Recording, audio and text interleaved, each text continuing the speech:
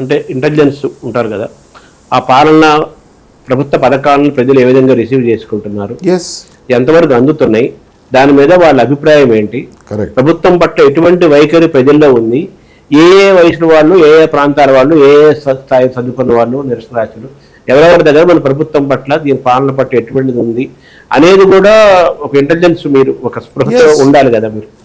అది అది అది ఎప్పుడు వచ్చేది, అది ఎప్పటికప్పుడు ప్రభుత్వానికి రిపోర్టుల రూపంలో వెళ్ళిపోతుంది. అదొక నిరంతర ప్రక్రియ.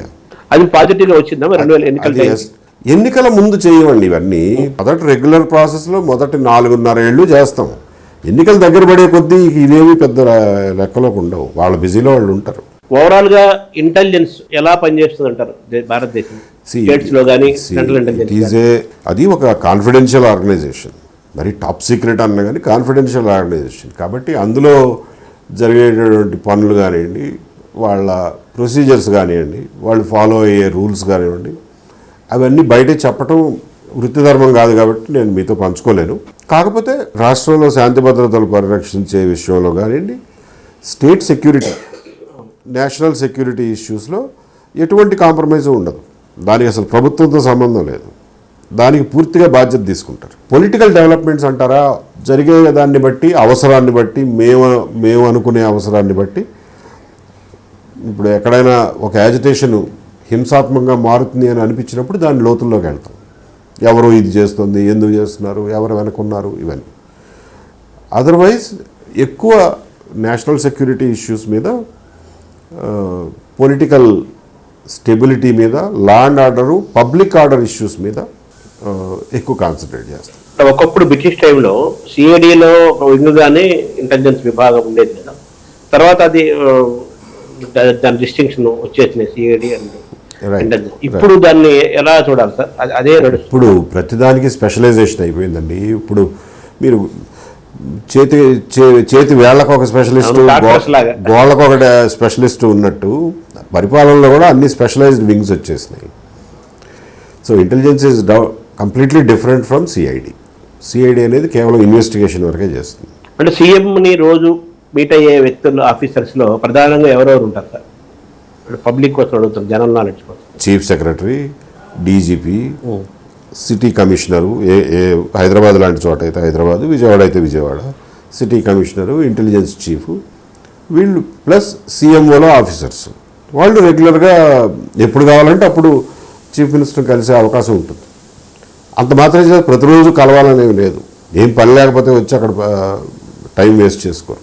ఎందుకు నేను అడుగుతున్నానంటే, ఇది మీరు విక్టిమ్గా మీరు డిక్లేర్ చేసుకున్నారు కదా, నేను అధికారిగా ఉన్నాను, కొత్త ప్రభుత్వం వచ్చిన తర్వాత నా పైన కక్ష సాధింపు చర్యలు పెట్టారు, కక్షలు పెట్టారు, కేసులు పెట్టారు, కోర్టు చుట్టూ తిప్పారు, రకరకాల ఇబ్బందులు పెట్టారు అని మీరు చెప్పుకుంటూ వచ్చారు కదా. ఇప్పుడు మన రాష్ట్రం కదా, ఓవరాల్గా మన రాష్ట్రాల ఎగ్జాంపుల్గా తీసుకుంటే, ప్రభుత్వాలు మారినప్పుడల్లా ప్రభుత్వాల దగ్గరకు ఉండే వాళ్ళకి మంచి పోస్టులు ఇవ్వటము, లేని వాళ్ళని దూరంగా పెట్టడము, కక్ష సాధింపు చర్యలు చేయటము, కేసులు పెట్టడము, ఇవన్నీ జరుగుతున్నాయి. వాళ్ళు అధికారులు కూడా వాళ్ళకి, నాయకులకి, సీఎంకి లేదా వాళ్ళకి తొత్తులుగా మారారని, వాళ్ళ చేతిలో ఇదిగా మారిపోతున్నారని, అలా లేని వాళ్ళని దూరంగా పెడుతున్నారని, వీళ్ళు మన వాళ్ళు కాదు, మన పార్టీ కాదు, మన వాళ్ళు కాదని వాళ్ళు ఇబ్బంది పెడుతున్నారని, కానీ ఇవి మాటలు మనం వింటున్నాము. మన ఎదురుగానే చాలామందికి ఇప్పటికీ కేసులు ఎదుర్కొంటున్నారు. మీరు కూడా చాలా ఇబ్బంది పడ్డారు. సో దీనికి కారణము, మూలము, ఇటువంటి పరిస్థితులకి ఒక ఆఫీసర్కి రావడానికి కారణం ఏంటంటారు? ఆఫీసర్కి రావడానికి ఇది రాజకీయాల్లో విలువలు క్షీణించడానికి ఇది ఒక చిహ్నం. రాజకీయాల్లో కొంత పరిణతి ప్రదర్శించాలి, కొంత డెకరం ఉండాలి, కొంచెం పెద్ద మనిషి తత్వం ఉండాలి. అంతే తప్ప చిల్లరగా మనం ప్రభుత్వం మారింది కదా అని చెప్పి ఒక సెట్ ఆఫ్ ఆఫీసర్స్ని తీసుకెళ్ళి నేను మిమ్మల్ని గంగలో ముంచేస్తాను అనేది కరెక్ట్ పద్ధతి కాదు. మీరు రాజకీయాల్లో కూడా చూస్తున్నారు కదా, నిన్న రాహుల్ గాంధీ గారు ఒక స్టేట్మెంట్ ఇచ్చారు. మమతా బెనర్జీ ఓడిపోయినంత మాత్రాన ఆవిడ హేళన చేయడం కరెక్ట్ కాదాయా, ఇది పద్ధతి కాదు, సంప్రదాయం కాదు, అందరూ తెలుసుకోవాలి అని చెప్పి. ఆయన ఇప్పుడే కాదు, చంద్రబాబు నాయుడు గారు 2004లో ఓడిపోయినప్పుడు కాంగ్రెస్ వాళ్ళు ఆయన్ని హ్యూమిలియేట్ చేయడానికి ట్రై చేశారు. చాలా హేళన చేయడం, ఈవెన్ ఫిజికల్గా అసాల్ట్ చేసే పరిస్థితికి వెళ్ళారు.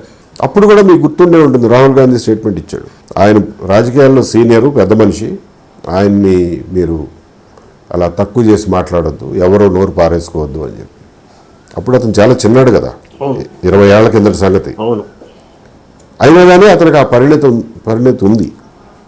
ఆ మెచ్యూరిటీ రాజకీయ నాయకులు అందరూ ప్రదర్శించాలని కోరుకుందాం.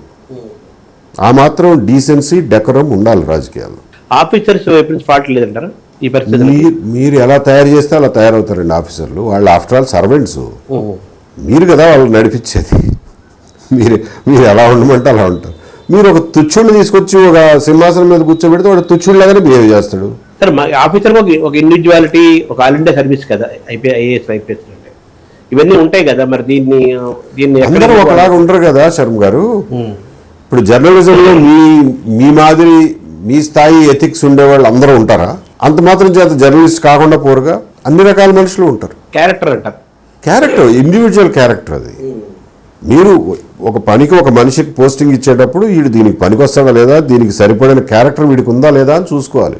ఎవరు పడితే వాడిని జర్నలిస్ట్ అనే ట్యాగ్ ఉన్నంత మాత్రం ఎడిటర్ని చేయరు కదా. అక్కడ అదే ఒకటే వాతావరణం. ఎక్కడైనా అదే, హ్యూమన్ అఫైర్స్లో ఎప్పుడైనా అదే కదా. 2024లో మళ్ళీ చంద్రబాబు వచ్చిన తర్వాత మీకు ఒక మంచి పదవి వస్తుందనో, మీ ఉన్నతమైన స్థానంలో కూర్చోబెడతారని ఎక్కువ మంది మాట్లాడుకున్న మాటలు. అది జరగలేదు కదా. అది ఎందుకు జరగలేదు అంటారు? అది మీరైనా ఆశించారా? జరగలేదా? ఎందుకు జరగలేదు? It is beneath my dignity to talk about it firstly. రెండోది, నేను 2-3 సార్లు చెప్పాను కాబట్టి దాన్ని రిపీట్ చేయడంలో నాకేం ఆక్షేపం లేదు. నేను అడిగిన పదవి కానివ్వండి, పని కానివ్వండి ఒక్కటే. జగన్మోహన్ రెడ్డి పడగనేడ ఈ రాష్ట్రం మీద మళ్ళీ పడకుండా ఉండే పని చేయడానికి పని ఇవ్వండి, దానికి సరిపడినటువంటి పోస్ట్ ఏదన్నా అవసరమైతే క్రియేట్ చేసి ఇవ్వండి అని అడిగారు. వాళ్ళు అన్నీ ఆలోచించి నన్ను పోలీస్ హౌసింగ్ కార్పొరేషన్ చైర్మన్గా అపాయింట్ చేశారు. ఇది నేను ఎంచుకున్న జీవిత లక్ష్యం ఇది కాదు, కాబట్టి ఇది నాకు సరిపడదు అని చెప్పి నేను అందులో జాయిన్ కాల. అంతే, నా వరకు నేను చెప్పగలిగింది అంతే. అంటే అటువంటి పోస్ట్ ఏంటి క్రియేట్ చేస్తారు? ఈ రోజు వాళ్ళు అడుగుతున్న భవిష్యత్తులో అడుగుతున్నాను నేను, ఏదైనా ఆఫీసర్గా మీరు అంటాను లేదు. భవిష్యత్తులో ఇంక ప్రభుత్వాలు మారినా కానీ గత ప్రభుత్వాలు చేసిన తప్పులు జరగకూడదు, లేదా తప్పులు బయటికి తీయాలి, బాగుండాలి, గుడ్ గవర్నెన్స్ ఉండాలి. అంతకుముందు చాలాసార్లు చెప్పారుగా, గత 5 ఏళ్లలో చాలామంది ప్రతిపక్షంలో ఉన్నప్పుడు చెప్పారుగా, వీళ్ళందరినీ ఈ తప్పులు చేసిన వాళ్ళందరినీ శిక్షిస్తాం, వాడికి ఒక అవసరమైతే ఒక కమిషన్ వేస్తాం, లేకపోతే ఒక ప్రత్యేక యంత్రాంగాన్ని ఏర్పాటు చేస్తాం అని చెప్పి చెప్పారుగా. సో అది ఏదో ఒక ఆలోచన మనసులో ఉండి చెప్పుకుంటారు కదా, ఆ ఆలోచనని ఇంప్లిమెంట్ చేస్తే సరిపోయేది. సో ఆ సూపర్విజన్ వింగ్ డెవలప్ చేయాలి అన్నారు. ఎన్ని రకాలుగానే చేయొచ్చు. పిండి ఉంటే ఎన్ని రకాల దోశలైనా వేసుకోవచ్చండి. పిండి ఉండాలి, దోశ చేయాలని ఆలోచన ఉండాలి. ఆలోచన పిండి ఉన్నా కానీ